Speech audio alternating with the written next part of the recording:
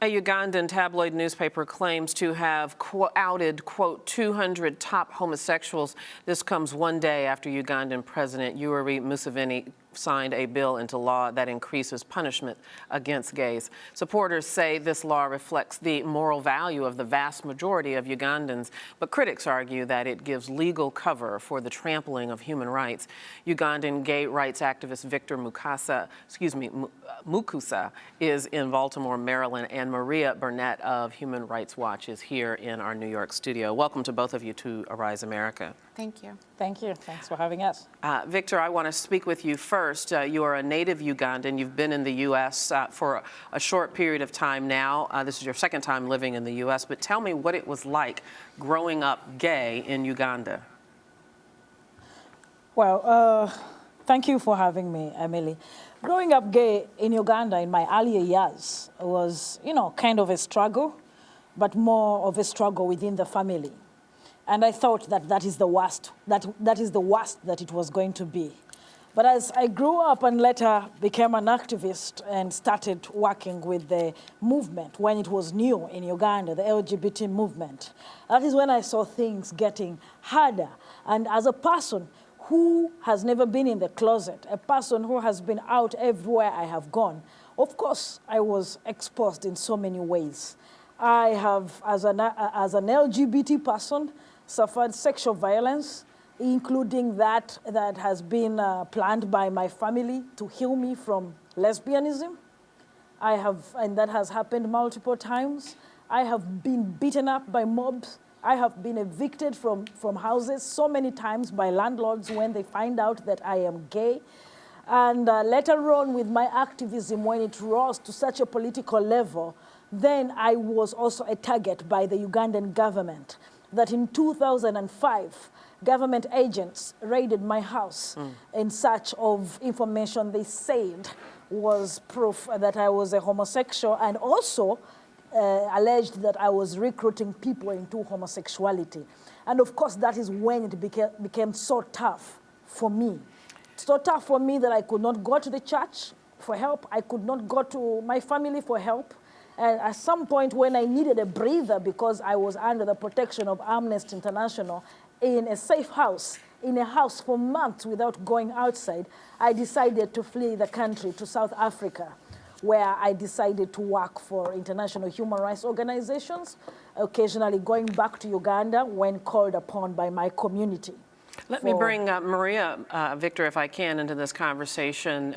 Maria, first of all, I just wonder what your reaction is to the publication of these 200, quote, top homosexuals. And Uganda has done this before to tragic results, resulted in the killing of David Kato. Do you expect that kind of violence again? Well, certainly the conditions are ripe for mob justice, and it's what we, don't want to see here in this case. It's good to see, Victor. It's been a little while now, but I think it's important to underline that this has been a movement for the demand for LGBTI rights in Uganda for many years. And our concern here is that this bill not only ups the criminal punishment for same-sex sexual conduct, but that it also criminalizes talking about these issues. Promotion now is criminalized. So all legitimate human rights work and public health work suddenly is at risk of criminal prosecution. I'm wondering, and I want to hear this from both of you, Maria and Victor. I'll start with you, Victor. What concerns you most? The fact that Museveni has taken this approach with signing this anti-gay law, or the fact that apparently a vast majority of Ugandans support it? Which one is more concerning to you, Victor?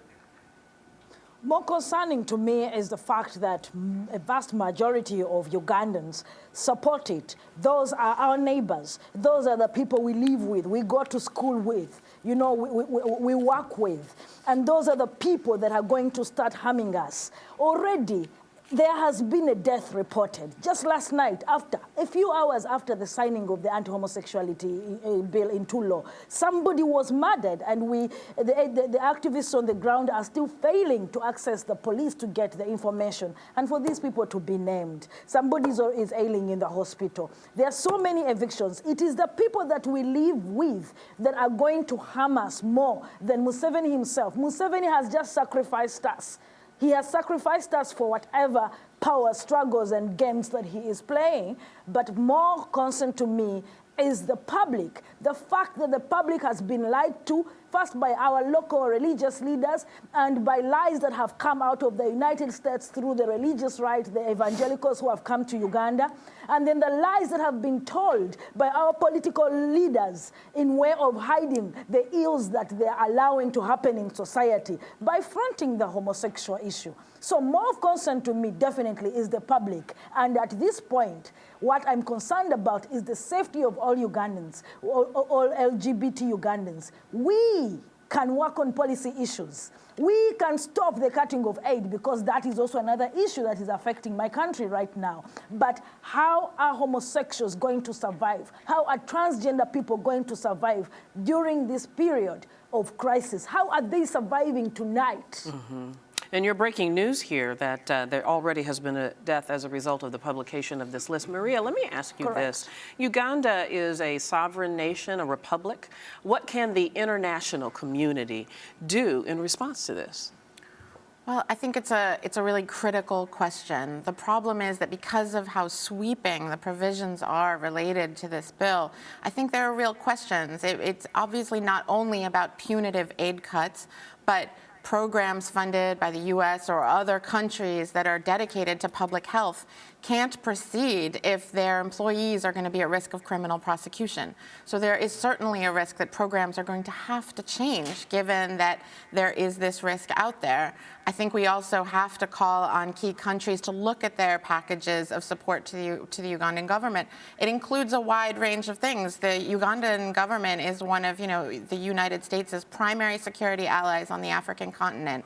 What is their plan? There's been a lot of ominous warning, but what are we going to see in terms of concrete action? One more question for you, Maria. The United States President Barack Obama has spoken out against this bill before it was signed by Museveni, and as well as Secretary of State John Kerry talked about it being atrocious.